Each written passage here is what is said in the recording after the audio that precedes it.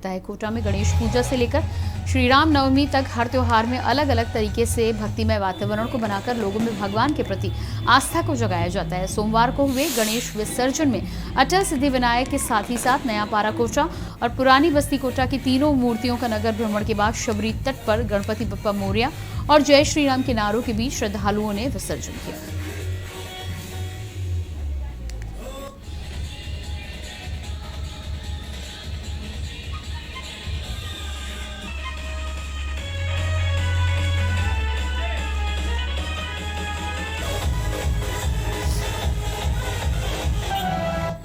के अंतिम छोर गोंडा शहर में उपस्थित हुई हूँ। हमारे पीछे झांकी और गणेश विसर्जन को यहाँ बहुत धूमधाम से तरीके से मनाया जा रहा है। मैं ये कहना चाहूँगी आप सभी के कि वर्तमान हम देख रहे हैं कि आदिवासियों में यह भ्रांति फैलाई जा रही है कि गणेश उत्सव या फिर दुर्गा उत्सव हम सभी को नहीं मनाना चाहिए। मैं आदिवासी समाज से हूँ और गोंड जाति से बिलोंग करती हूँ और मैं यह कहती हूँ कि हम हिंदू सनातन धर्म को मानने वाले आदिवासी सभी हिंदू सनातन धर्म को मानने वाले। राजधानी रायपुर में गणेश विसर्जन के दौरान भगवान गणेश की प्रथम प्रतिमाओं को अपमानित खंडित कर पानी में फेंकने के मामले में तूल पकड़ लिया है। घटना की जानकारी मिलने के बाद भारत रक्षा मंत्र के पदाधिकारियों ने निगम मुख्यालय पहुंचकर आपत्ति जताते हुए महापौर एजाज ढबर को तत्काल संबंधित क्षेत्र के जोन कमिश्नर को निलंबित करने की मांग की है। बता दें कि मामला सामने आने के बाद मेयर एजाज ढबर ने कुल 3 सफाई कर्मियों को निलंबित किया। बावजूद इसके पूरे मामले में विरोध थमते हुए नजर नहीं आ रहा। अब भारत रक्षा मंच सहित हिंदू संगठनों ने इसका विरोध करना प्रारंभ किया है। प्रदेश संगठन मंत्री मंजुल मयंक श्रीवास्तव ने महापौर ढेबर को ज्ञापन सौंपते हुए जोन कमिश्नर को हटाने की मांग की है, जिस पर महापौर ने उचित कार्रवाई का आश्वासन दिया है।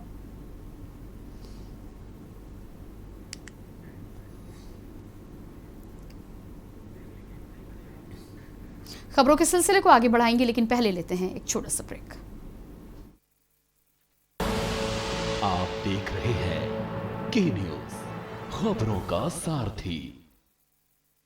सुबह के लिए उड़ चला गैरों की ज़मीं पर, खुशबू अपने पन की ढूंढता। दूर कितना भी जा, इस जुबान से दूर ना जा पाओगे। विमल, बोलो जुबान केसरी।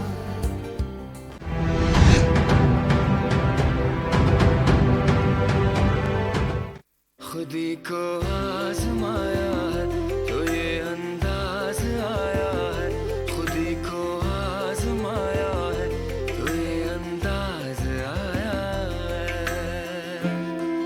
तुम में भी मैं हूं, शुद्ध प्लस पान मसाला।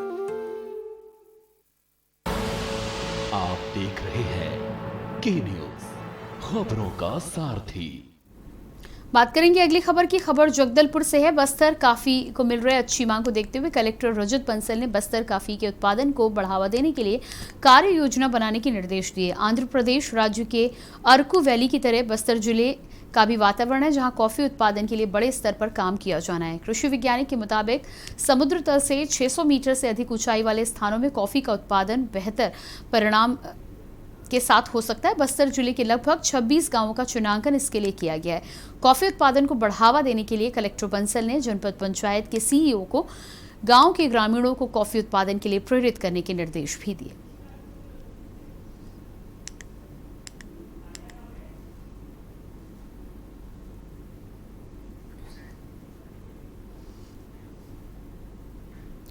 खबर बिलासपुर से है। सीएम भूपेश बघेल का बयान देते हुए राज्य सरकार की योजनाओं की तारीफ की। सीएम ने कहा कि अंतिम पंक्ति के लोगों को भी योजनाओं का लाभ मिल रहा है।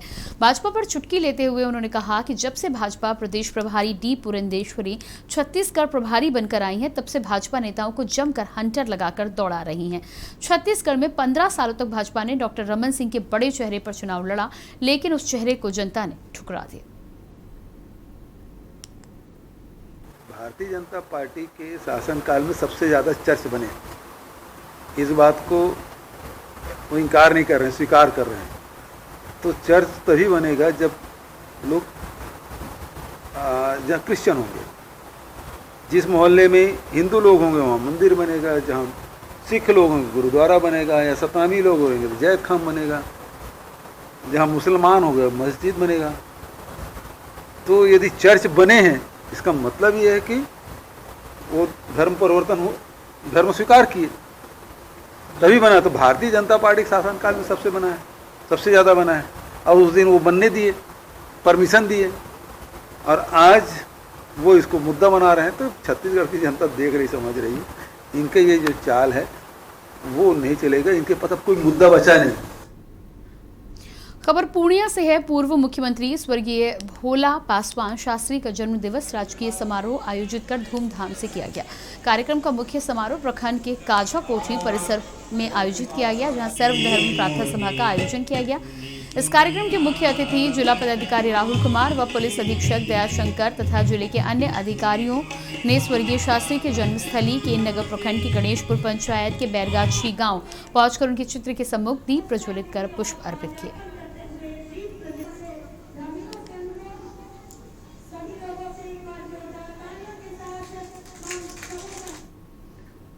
अक्सर कई जगहों पर देखा जाए तो हेलमेट नहीं रहने की वजह से कई लोग अपनी जान खो बैठते हैं। वहीं अगर बात करें पुलिस प्रशासन की तो उनके द्वारा लगातार वाहन चेकिंग अभियान चलाया जाता है, जिसमें हेलमेट नहीं पहनने वालों पर चालान कसा जाता है। लेकिन बात करें आम जनता के द्वारा हेलमेट को दरकिनार करके रोड पर चलने की आदत बन पड़ी है। बताते चले कि बक्सर जिले के डुमरी गांव निवासी केमिस्ट्री शिक्षक सोनू कुंवर ने मंगलवार को अपने जन्मदिन के मौके पर तकरीबन 50 हेलमेट बिना हेलमेट के बाइक चलाने वालों को दी, जो कि पूरे जिले में चर्चा का विषय बन चुका है। वहीं अधिकारी भी इस कार्य के लिए उनकी सराहना कर रहे हैं।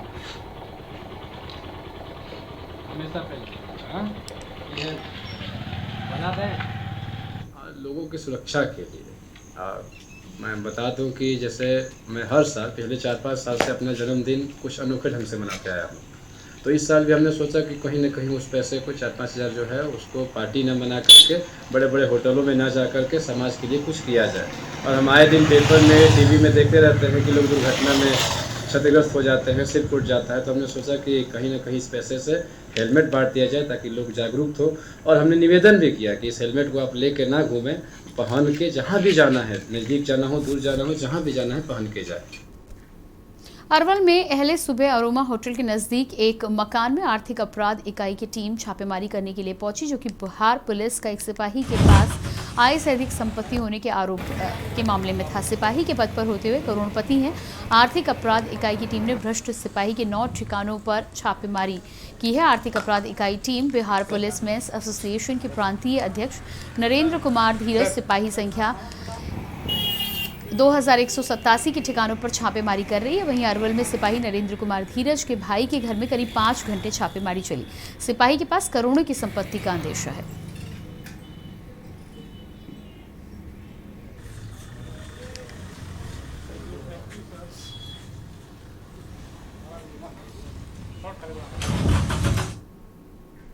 बुलेटिन में फिलहाल वक्त एक छोटे से ब्रेक का, जल्द वापस लौटते हैं। आप देख रहे हैं के न्यूज, खबरों का सारथी।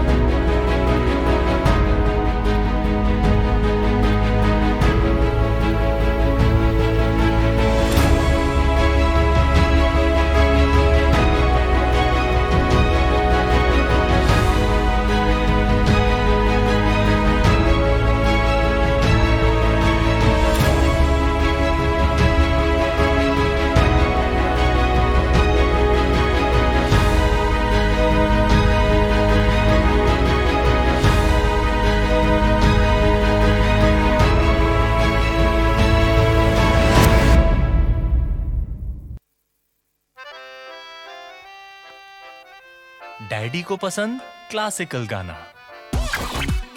और बेटा यमला पगला दीवाना। दोनों के अलग हैं रंग, पर दोनों का एक अनोखा स्वाद। कमला पसंद, अनोखा स्वाद।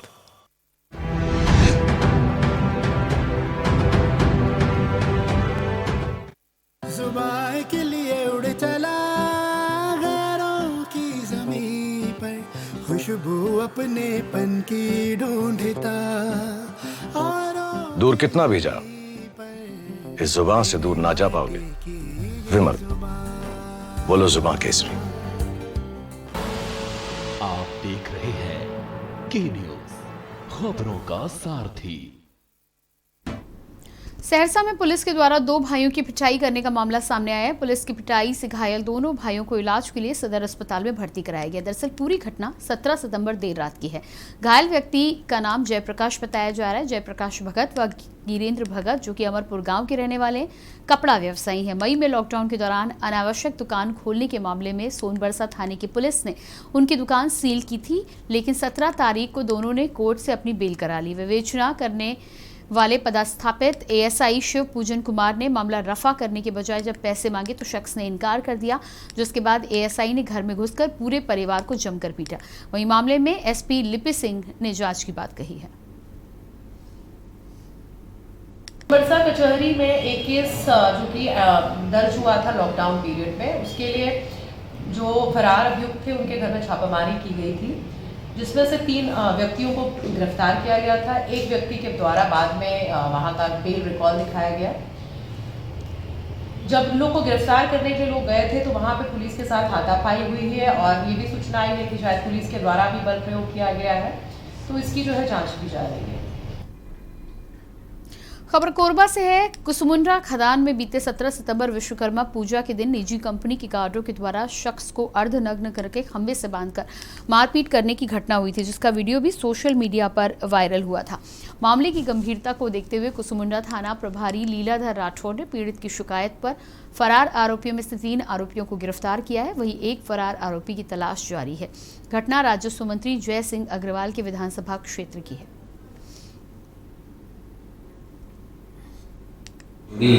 के आरोपी बताते हुए उनको बंधा बनाकर उनके साथ मारपीट किया गया और मारपीट करने पश्चात उनके पास कुछ पैसे वगैरह रखे हुए थे, उसको भी उनसे छीना गया।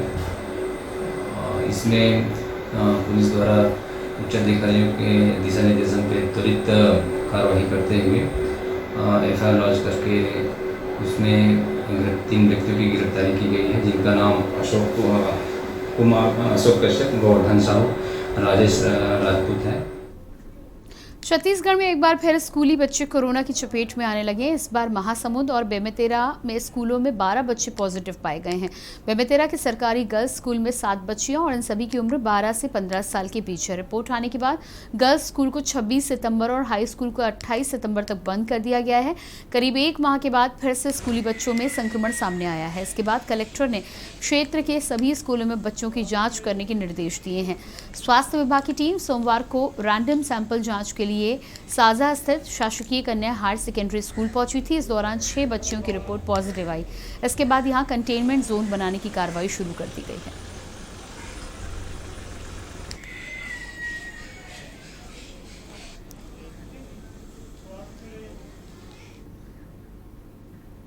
खबर बिलासपुर से है। महिला हिंसा रोको अभियान के तहत मितानिनों व सदस्य ने रैली निकालकर जागरूकता अभियान चलाया।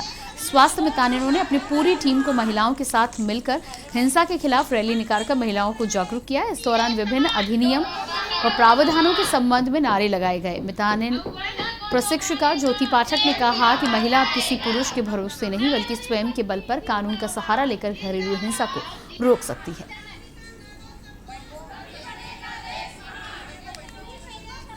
लोग आज जो महिला हिंसा आज हो रहे हैं पूरे यहाँ हमारे क्षेत्र में, है ना, उन लोगों को हम लोग जागरूक कर रहे हैं और अपना आत्मनिर्भर होने के लिए उनको हम लोग बता रहे हैं कि किस तरह से अपने आप को सुरक्षित कर सके, किस प्रकार से अपने आप को बचा सके, घर परिवार को समझा सके और जो ज़्यादा ही महिलाओं पर अत्याचार हो रहा है उनके खिलाफ वो लोग डर के छुप जाते हैं। तो इस वजह से हम लोग बता रहे हैं कि अगर उनको कुछ मदद चाहिए तो हम लोग करने के लिए तैयार हैं। सिरगिट्टी से हम लोग रैली निकाल रहे हैं। आज विश्व मितानिन महिला हिंसा के खिलाफ। आज दारू पी करके आज मारना पीटना, महिला के ऊपर बहुत अत्याचार करते हैं। थाने में भी जाते हैं तो रिपोर्ट नहीं लिखाते। इसलिए हम जागरूक करना चाहते हैं पूरे बहनाएं लोग को। हमारे साथ में हर मोहल्ले हर गली में हम घूम रहे हैं सिरगिट्टी वार्ड में, और हमारे विश्व मितानिन हमारी साथ दे रहे हैं। उनके साथ हर एक महिला को निकल के बोलना चाहिए हमारे साथ में कि आज ये ऐसा हो रहा है, तो हम उनके साथ देने के लिए हम सब तैयार हैं। हमारे एमटी दीदी भी आई हुई है यहाँ हमारे सिरगिट्टी में, और थाने में जाते हैं तो रिपोर्ट नहीं लिखते हैं। सभी जो जितने भी हैं दारू पी करके जितने भी मर्द हैं पी पा के मारना पीटना चालू कर देते हैं, लेकिन कोई ऐसा नहीं है कि किसी को खिलाफ जाके बोले कि कुछ करे। ये सब डरती हैं महिलाएं। खबर सुकमा से है, जहां 5 लाख का इनामी केरला पाल LOS कमांडर मड़कम आयता और 2 लाख का इनामी डिप्टी कमांडर पदनाम पोजे ने SP सुनील शर्मा के सामने आत्मसमर्पण कर दिया। LOS कमांडर मड़कम आयता पिछले 17 वर्ष से नक्सल संगठन में काम कर रहा था। वहीं डिप्टी कमांडर पदनाम पोजे पिछले 9 साल से संगठन से जुड़ा हुआ था। दोनों नक्सल IED ब्लास्ट, पुलिस पार्टी व फायरिंग, बड़शेट्टी स्थित स्वास्थ्य केंद्र में तोड़फोड़ करने की घटना सहित कई बड़ी घटनाओं में शामिल रहे हैं।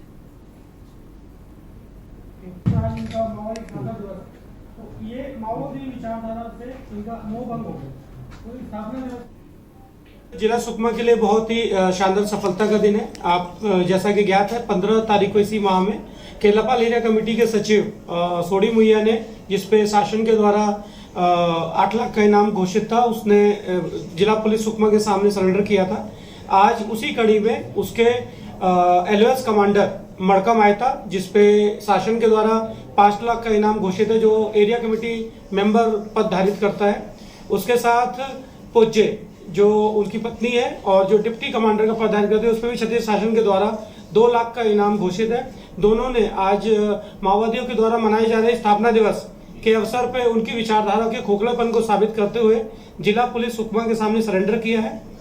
इससे हमें केरलापाल एरिया कमेटी को खत्म करने में बहुत ज्यादा सहायता प्राप्त होगी। महासमुंद जिले में शिवसेना के प्रदेश सचिव संजय नाग ने प्रेस वार्ता को संबोधित करते हुए कहा कि छत्तीसगढ़ में बेरोजगार युवाओं को रोजगार दिलाने व किसानों की खाद कीटनाशक दवाओं कालाबाजारी जैसे विभिन्न समस्याओं को लेकर अलग अलग चरणों के माध्यम से गांव-गांव में जनसंपर्क अभियान चलाया जाएगा और लोगों की समस्याओं को दूर करने की दिशा में काम किया जाएगा।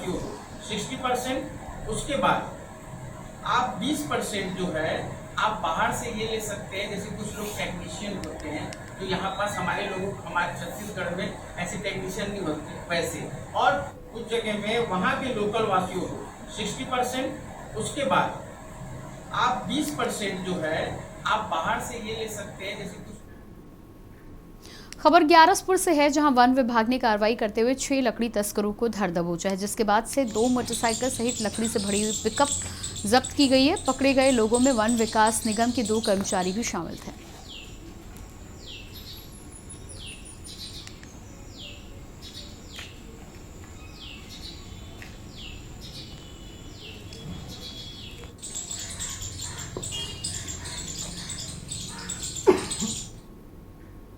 खबर बिलासपुर से है। गुड सैमरिटन के तहत 30 लोगों का सम्मान किया गया है। सड़क दुर्घटना में लोगों की जान बचाने वाले 22 लोगों को पुलिस ने CCTV के जरिए अहम सुराग दिलाने वाले 8 लोगों को सम्मानित किया। शहर में घटित सड़क दुर्घटनाओं में घायल हुए लोगों को खुद के वाहनों से अस्पताल दाखिल कराकर एम्बुलेंस सहित पुलिस को सूचनाएं देने वाले 22 लोगों को वरिष्ठ पुलिस अधीक्षक दीपक झा ने गुड सैमरिटन के तहत सम्मानित किया है। उन्हें सील्ड व प्रशस्ति पत्र देकर हेलमेट देकर सम्मानित किया गया। इसी कड़ी में शहर में लूट, डकैती, चोरी जैसे विभिन्न मामलों में CCTV के जरिए अहम सुराग देने वाले 8 लोगों को भी सम्मानित किया गया।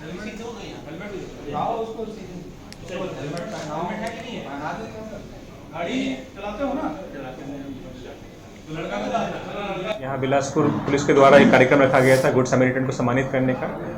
जैसे कि हम सभी जानते हैं कि जो सड़क दुर्घटनाएं होती हैं उसमें अगर समय पे मदद मिल जाए तो काफ़ी सारे लोगों की जान बच सकती है, लेकिन बहुत सारे लोगों को ये जानकारी नहीं है और वो जाने अनजाने में ये सोचते हैं कि कहीं उनको पुलिस के द्वारा या अस्पताल में कहीं परेशानी ना हो करके लोग मदद करने से कतराते हैं।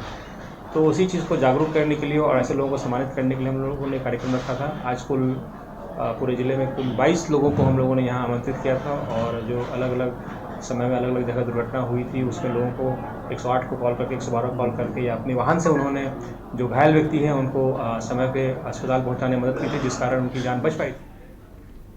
खबर बेमेतरा से है। दहेज प्रथम मुक्त भारत अभियान संस्था ने बेमेतरा जिले में अपना कार्यालय खोला है। साथ ही प्रदेश अध्यक्ष के पद पर RS तिवारी को नियुक्त किया गया। दहेज के लिए जिन महिलाओं को सताया जाता है उन महिलाओं को न्याय दिलाने के लिए संकल्प लेते हुए संस्था में विभिन्न प्रकार के पदाधिकारियों को नियुक्त किया गया। बेमेतरा प्रदेश कमेटी के द्वारा एक बैठक का आयोजन किया गया।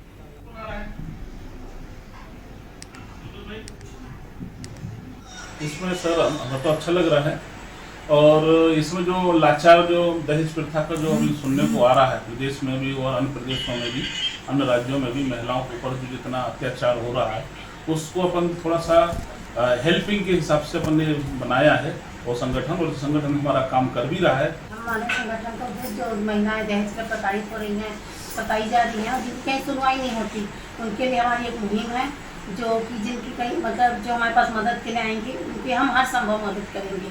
यहाँ तक कि जैसे छोटे मोटे जो गरीब महिलाएं हैं और जैसे उनके लिए हमारी योजनाएं भी हैं, जैसे कुटीर उद्योग वगैरह ये सब चीज़ें उनको हर मतलब महिलाओं के लिए जो संभव हो सकता है हम लोग सहायता करेंगे। बुलेटिन में फिलहाल वक्त एक छोटे से ब्रेक का, तुरंत हाजिर होते हैं। आप देख रहे हैं के न्यूज़, खबरों का सारथी।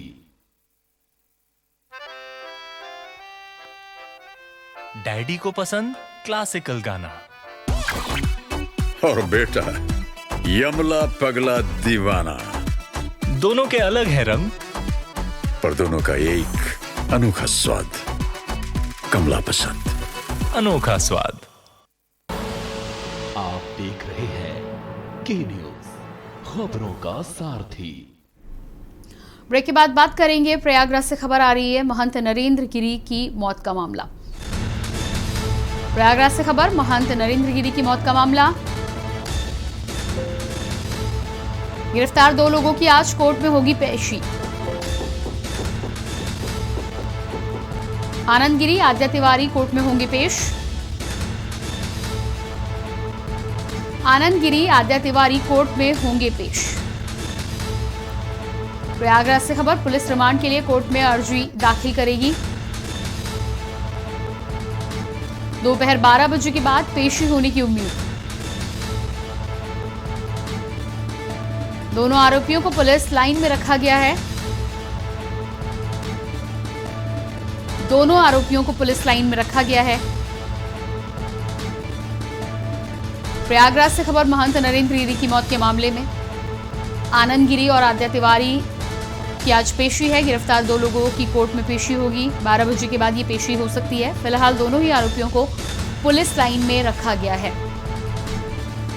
पुलिस छानबीन में जिस तरह से जानकारी सामने आई है कि आनंद गिरी, आद्या तिवारी और इसके अलावा आद्या तिवारी के बेटे के द्वारा एक टेप के जरिए महंत नरेंद्र गिरी को ब्लैकमेल करने का काम किया जा रहा था, जिससे प्रताड़ित होकर उन्होंने आत्महत्या की है। इस मामले में यह आत्महत्या है या हत्या, इसको लेकर भी अभी पुलिस का खुलासा होना बाकी है।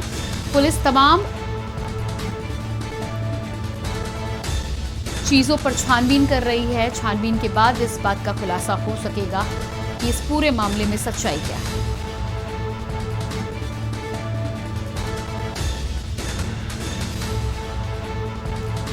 तो लगातार आज गिरफ्तार 2 लोगों की कोर्ट में पेशी होनी है। आपको बता दें कि इसको लेकर मामला पेचीदा होता जा रहा है, मामला उलझता हुआ नजर आ रहा है। आनंद गिरी की माफीनामे के वीडियो के साथ ही साथ कई अन्य सबूतों को पुलिस ने अपने कब्जे में ले लिया है। बताया जा रहा है कि एक टेप को लेकर आनंद गिरी के साथ ही साथ संदीप तिवारी और आद्या तिवारी महंत नरेंद्र गिरी को ब्लैकमेल करते थे। ये तमाम बातें हैं जिनका खुलासा धीरे धीरे पुलिस करेगी। छानबीन में पुलिस जुट गई है और कई बिंदुओं पर विचार कर रही है। फिलहाल सुसाइड नोट में जिस तरह से महंत नरेंद्र गिरी ने लिखा है कि आनंद गिरी के द्वारा उन्हें प्रताड़ित किया जा रहा था, जिसकी वजह से उन्होंने आत्महत्या की है। ऐसे में और इसी खबर पर हमारे साथ प्रयागराज से संवाददाता राहुल मिश्रा बने हुए हैं। जी राहुल, आपसे जानकारी चाहेंगे। आज कोर्ट में आनंद गिरी और साथ ही साथ आद्या तिवारी की पेशी होनी है। जानकारी के अनुसार ये भी है कि 12 बजे के करीब ये पेशी हो सकती है और उसके अलावा पुलिस लाइन में रखा गया है। क्या कुछ है पूरी जानकारी? जी, जानकारी के लिए बता दें कि पोस्टमार्टम के बाद इन्हें संगम नगरी ले जाएंगे। जो 5 पैनल के डॉक्टर जो हैं लगे हुए हैं, और साथ के साथ सीएमओ जो है, सीएमओ की निगरानी में होगा। जो यहाँ के सीएमओ है प्रयागराज के, उनके निगरानी में होगा। और बता दें कि आद्या तिवारी और क्या नाम है आनंद गिरी की बता दें, आनंद गिरी तो विवादों घेरों में हरदम रहे हुए हैं। उनके ऊपर आए दिन कहीं ऑस्ट्रेलिया, कहीं उनके ऊपर कुछ न कुछ लगा रहा। आज वो कोर्ट में पेश होंगे, उनके साथ साथ आद्या तिवारी पेश होंगे। पेशी 12 बजे की है, और होने के बाद तब उसके बाद उन्हें रिमांड रखा जाएगा। और देखा जाए कि पुलिस जो है यहाँ पर मुस्तैदी से लगी हुई है। जल्द से जल्द हो सकता है खुलासा हो जाए कि कौन है ये इस रहस्यमयी की घटना कौन दिया अंजाम, जो इतना बड़े महंत के साथ इतना घटना घटी, इसका कारण क्या है, जल्द से जल्द खुलासा हो जाएगी।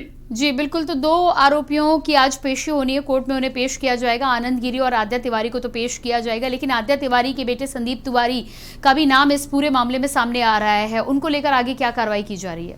जी पुलिस जो है पूछताछ में लगी हुई है। जो जितने इसमें लिप्त होंगे, जो साझेदारी किए होंगे, कोई बचेगा नहीं।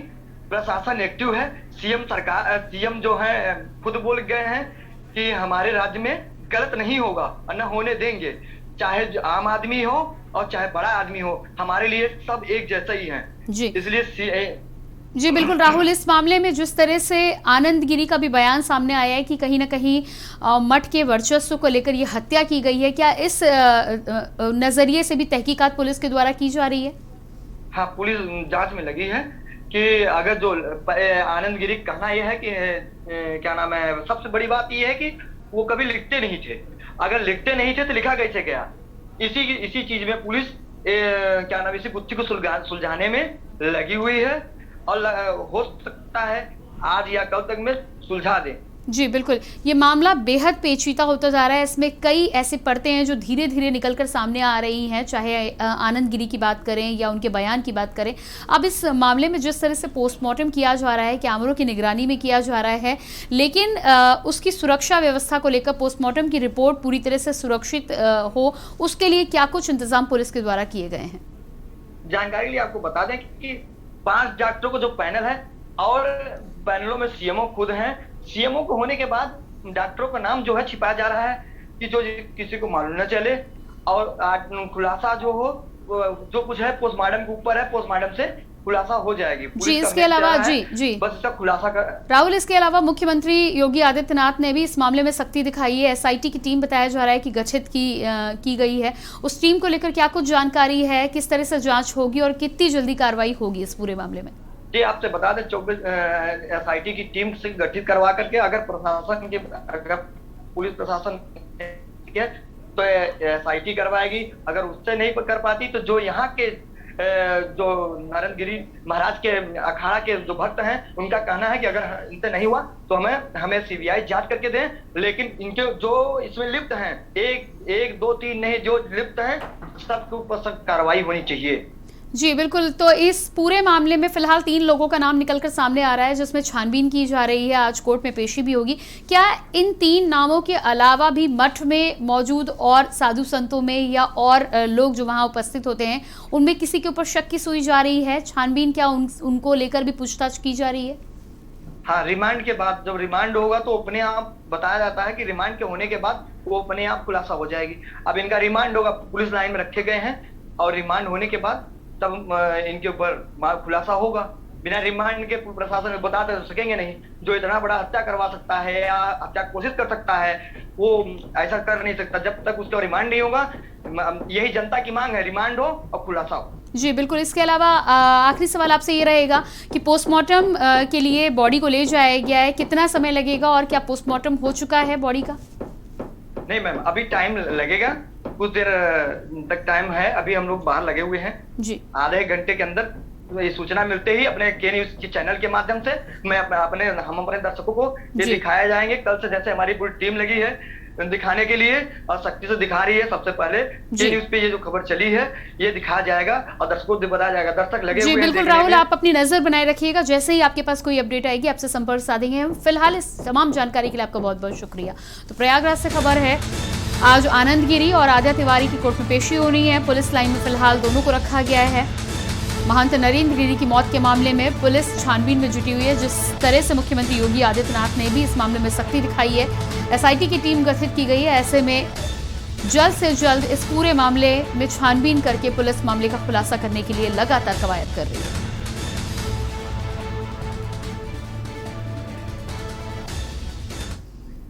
बुलेटिन में फिलहाल वक्त एक छोटे से ब्रेक का, जल्द वापस लौटते हैं।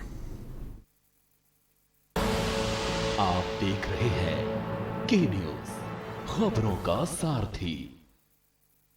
जुबान के लिए उड़ चला गैरों की ज़मीं पर, खुशबू अपने पन की ढूंढता और दूर कितना भी जा, इस जुबान से दूर ना जा पाओगे। विमल, बोलो जुबान केसरी। आप देख रहे हैं के न्यूज, खबरों का सारथी। ब्रेक के बाद बात करेंगे अगली खबर की। बेमेतरा जिले में बोदका ग्राम का मामला बिल्कुल बॉलीवुड फिल्म जोकर से मिलता जुलता नजर आ रहा है। फिल्म में गांव नक्शे में नहीं था और यहां बोदका गांव का रास्ता नक्शे में नहीं है। बेमेतरा जिले के साझा विधानसभा, जहां कांग्रेस के कद्दावर नेता रविंद्र चौबे का विधानसभा क्षेत्र है, एक दिग्गज नेता के विधानसभा के गाँव का सड़क के नक्शे पर ही नहीं है। नतीजतन ग्रामीण स्कूली विद्यार्थियों को आवागमन की भारी समस्याओं से जूझना पड़ता है। वर्षों से ना ही सड़क बनी है और ना ही रपटक बनाया गया है, जिसके चलते ग्रामीणों व स्कूली बच्चों को आने जाने में काफ़ी मुशक्कत करनी पड़ती है। ग्रामीणों ने बताया कि हर एक छोटी बड़ी चीज़ के लिए दूसरे गांव जाना पड़ता है। यह कच्चा मार्ग लगभग 10-12 सालों से इसी स्थिति में है। इस बार समस्या का निदान नहीं हुआ तो सभी गाँववासी चुनाव का बहिष्कार करेंगे और किसी को भी वोट नहीं देंगे। ये आप देख पा रहे हैं बेमेतरा का ये रास्ता है। बताया जा रहा है कि पिछले 12 सालों से ये रास्ता इसी तरह का बना हुआ है। विकास की यहाँ तक बूंद भी नहीं पहुँची है और आप देख पा रहे हैं कि इस तरह से बच्चों को भी स्कूल पहुँचने के लिए पूरे नदी नालों को और इस तरह के कीचड़ भरे रास्तों को पार होकर गुजरना पड़ता है। समस्या तो 200 साल से ही हाल है और हमारा हमेशा ठेलका बाजार आ जाए बहुत दिक्कत होते हैं। हर हफ्ता साप्ताहिक बाजार, हर चीज़ छोटे छोटे काम से लिए हमारा ठेलका जाए पड़ते। तो सरकार से यही निवेदन करता हूँ कि वो जल्द बनाए, कोशिश करे, हमारो तरफ ध्यान दे। लाभचंद अपना जगह गए तब वोट का नक्शा नहीं है। कई दिन चुनाव समय आते तब वोट लेबर दौड़त आते तब वोट का नक्शा नहीं है, वोट लेबर करा थे। और रविंद्र चौबे जगह गए तो वो कहते नक्सल नहीं है, तुम जा देख ल नक्सल कह के चौबे तक आते वोट लेबर। जब नक्सल नहीं है तो वोट लेबर का चीज क्या थे है। आज का जो नंदिया तरिया फूटा है तो जवाबदारी कम से कम मंत्री महोदय मला होना चाहिए ना। ये समस्या ला 10 साल हो गए देखत इहू बनी की से 3 साल पूर गए। अब ये देरी कहूँ नहीं बनी है, 2 साल बचे तेन में तो गाँव भर वोटे नहीं डालन, सीधा बहिष्कार हुई, वोट उठ नहीं डालन, कोनो हेल नहीं देना। दिल्ली सरकार के सभी विधायकों के द्वारा दिल्ली में आपका विधायक आपके द्वार कार्यक्रम सभी विधानसभाओं में लगातार किया जा रहा है, जिससे जनता की समस्याओं का